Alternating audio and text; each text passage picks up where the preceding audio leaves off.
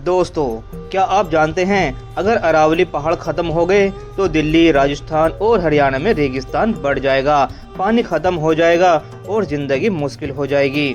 दोस्तों, आज हम बात करने वाले हैं भारत की सबसे पुरानी पर्वत श्रृंखला अरावली पहाड़ की। एक ऐसी पहाड़ श्रृंखला जिसे कुछ लोग विकास में बाधा मानते हैं और कुछ लोग भारत की जीवन रेखा।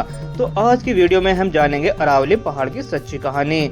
सरकार क्यों इन्हें हटाना चाहती है, क्या पहाड़ हटाना सही है और अगर अरावली नहीं बची तो क्या होगा। वीडियो को अंत तक जरूर देखिए क्योंकि ये कहानी सिर्फ पहाड़ की नहीं, हमारे भविष्य की है।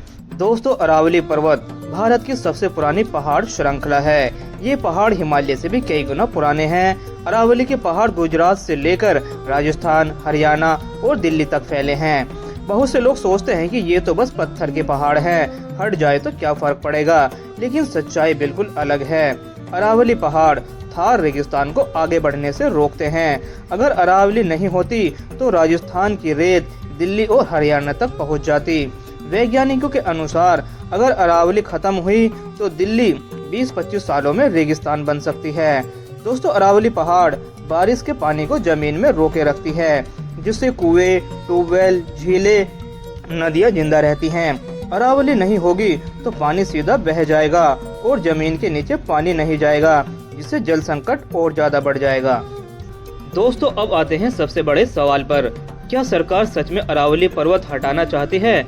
सरकार सीधे तो नहीं कहती कि हम अरावली हटाएंगे, लेकिन जो फैसले लिए जा रहे हैं उनका असर यही हो रहा है, क्योंकि अरावली में पत्थर, ग्रेनाइट, संगमरमर, इनकी कीमत अरबों रुपए है। कई जगहों पर अवैध खनन, पहाड़ों को काटना, ब्लास्टिंग होती रहती है। हालांकि सुप्रीम कोर्ट ने कई बार रोक लगाई, फिर भी गुपचुप तरीके से खनन चलता रहता है। दोस्तों, इस कटान का सबसे बड़ा कारण रियल एस्टेट और बिल्डिंग लॉबी है। दिल्ली एनसीआर में जमीन की कीमत बहुत ज्यादा है और अरावली की जमीन सस्ती, बहुत बड़ी और बिल्डिंग के लिए आसान है। इसलिए वहां farm house, luxury society, highway, industrial area बनाने के लिए धीरे धीरे पहाड़ों को प्लेन जमीन में बदला जा रहा है। कुछ राज्यों में तो अरावली की परिभाषा ही बदल दी गई है।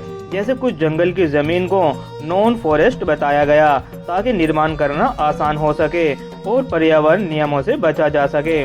दोस्तों, यहाँ पर सरकार तर्क देती है कि देश को विकास चाहिए, सड़क चाहिए, घर चाहिए और नौकरी चाहिए। हाँ, यह बात गलत नहीं है, लेकिन सवाल ये है, क्या विकास के नाम पर प्रकृति खत्म करना सही है? दोस्तों, सरकार अकेले कुछ नहीं कर सकती, हमें ही जागरूक होना होगा, सवाल पूछने होंगे, गलत के खिलाफ आवाज उठानी होगी, क्योंकि अगर पहाड़ बचेगा, जंगल बचेंगे, तभी इंसान बचेगा।